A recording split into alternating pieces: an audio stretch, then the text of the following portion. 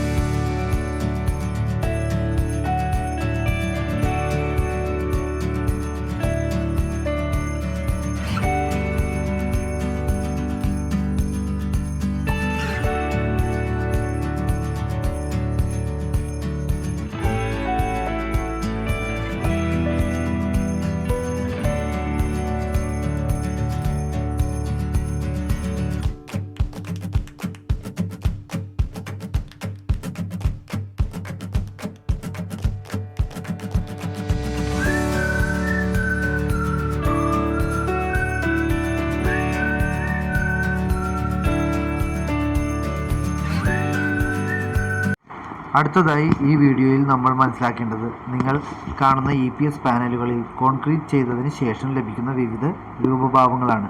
ഈ പാനലുകളിൽ കോൺക്രീറ്റ് 3 ഘട്ടങ്ങളിലായി ചെയ്ത് വോൾ ഫിനിഷിംഗ് കൊണ്ടുവരുന്നതാണ്.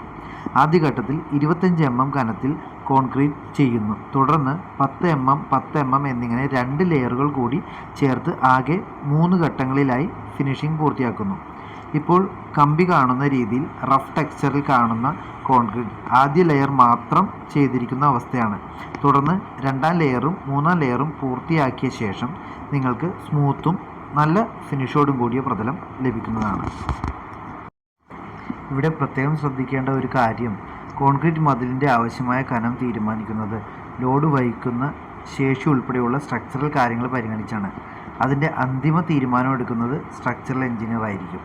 കൂടാതെ അധിക ലോഡ് വഹിക്കേണ്ട സാഹചര്യമുണ്ടെങ്കിൽ ഈ പാനലുകളുടെ ഇടയിൽ ആവശ്യമായ അളവിൽ മൈക്രോ പില്ലറുകൾ ഉൾപ്പെടുത്താനും കഴിയും.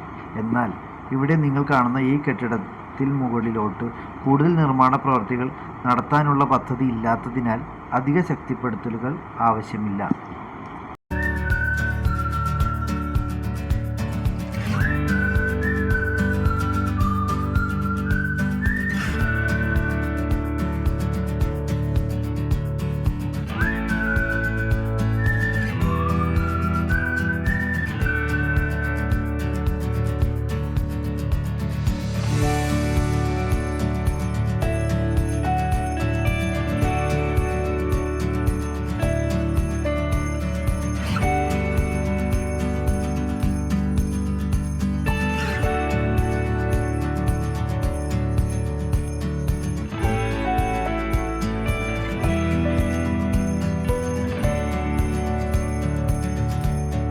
നിങ്ങൾ ഈ വീഡിയോയിൽ കാണുന്നത് പോലെ കെട്ടിടത്തിൻ്റെ റൂഫ് കോൺക്രീറ്റ് ചെയ്യുമ്പോൾ വളരെ ഭാരമേറിയ ഷട്ടറിംഗ് സിസ്റ്റം ഉപയോഗിക്കേണ്ട ആവശ്യമില്ല.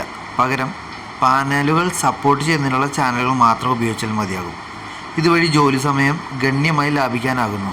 അതോടൊപ്പം തന്നെ നിർമ്മാണ ചെലവും ആകെ സമയവും കുറയ്ക്കാനും സാധിക്കുന്നു. ഈ വീഡിയോ കണ്ടതിന് ശേഷം നിങ്ങൾക്കുണ്ടാകുന്ന ഏത് തരത്തിലുള്ള സംശയങ്ങൾക്കും വീഡിയോയിൽ നൽകിയിരിക്കുന്ന നമ്പറിൽ വിളിച്ച് ബന്ധപ്പെടാവുന്നതാണ്. ഇതുപോലുള്ള കൺസ്ട്രക്ഷൻ പ്രവൃത്തികൾ നിങ്ങൾക്ക് ആവശ്യമായാൽ ഇതേ നമ്പറിൽ ബന്ധപ്പെടാവുന്നതാണ്. Thank you.